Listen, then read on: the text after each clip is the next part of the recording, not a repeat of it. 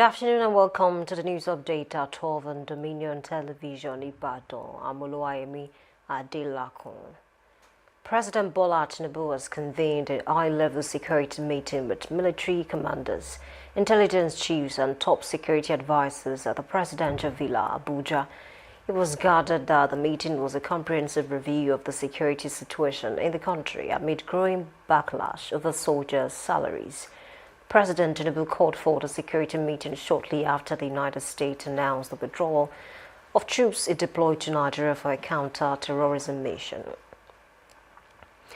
President Bola Tinubu has declined assent to two bills passed by the National Assembly stating constitutional concerns and the fact that require correction before the proposed legislation can become law.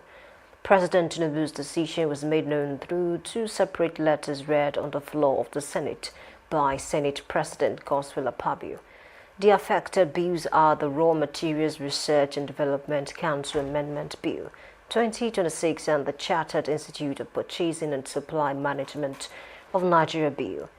Tinubu said he would head assent in line with Section 58, Number 4 of the 1999 Constitution as amended, which empowers the president to decline assent. However, the Senate President Godswill Akpabio referred both communications to the Senate Committee on Rules and Business for further legislative action, directing the panel to report back to the chamber within 4 weeks.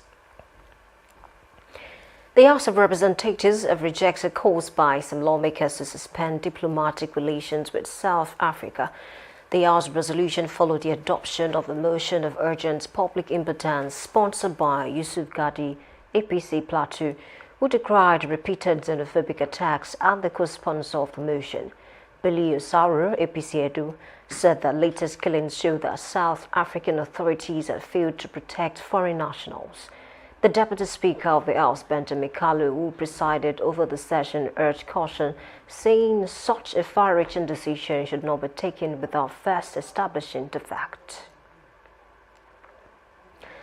The chairman of the Oyo State Independent Election Commission, OISEC, Dr. Fiz Adini, has called on the youth in Oyo State and beyond to take the responsibility of building the nation by participating actively in both the local government and national elections.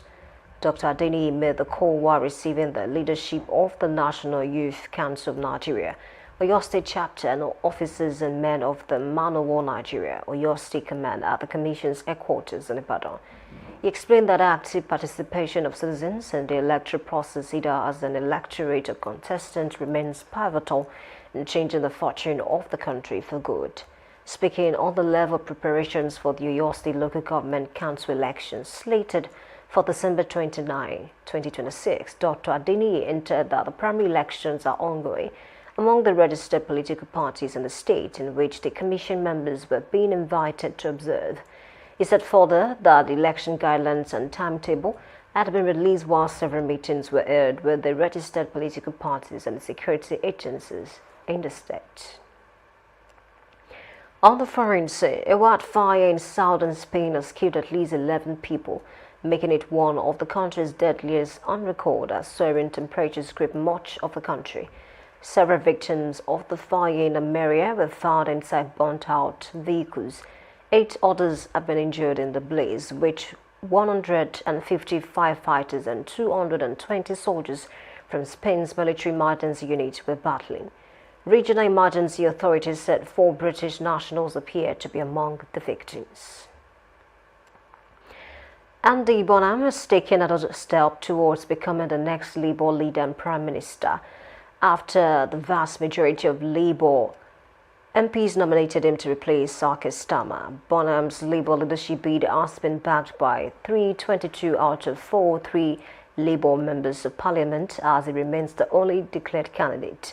It makes him just one short of the 323 needed before it is mathematically impossible for a rival to run against him. Some members of Parliament say they were not able to vote, but will back Bonham once they are back in Parliament. And in sports, South Africa head coach Hugo Broos has confirmed he will step down from his role, ending weeks of speculation over his future after guiding the country to the FIFA World Cup knockout stages for the first time in history. Speaking in his native Belgium, Bruce has now confirmed that his decision to leave is final, although he remains open to serving South African football in an advisory or scouting capacity. Bruce spent 5 years in charge of Bafana Bafana, becoming the country's longest-serving national team coach. You can visit our website on www.dominion.org.ng to watch us live and interact with us. You can also follow us across our social media platforms: Facebook, Instagram, TikTok, YouTube, and LinkedIn at Dominion Broadcast, and X at Dominion Cars. And that ends the news update on Dominion Television Ibadan. I'm Oluwayemi Adelakun saying thank you for watching and good afternoon.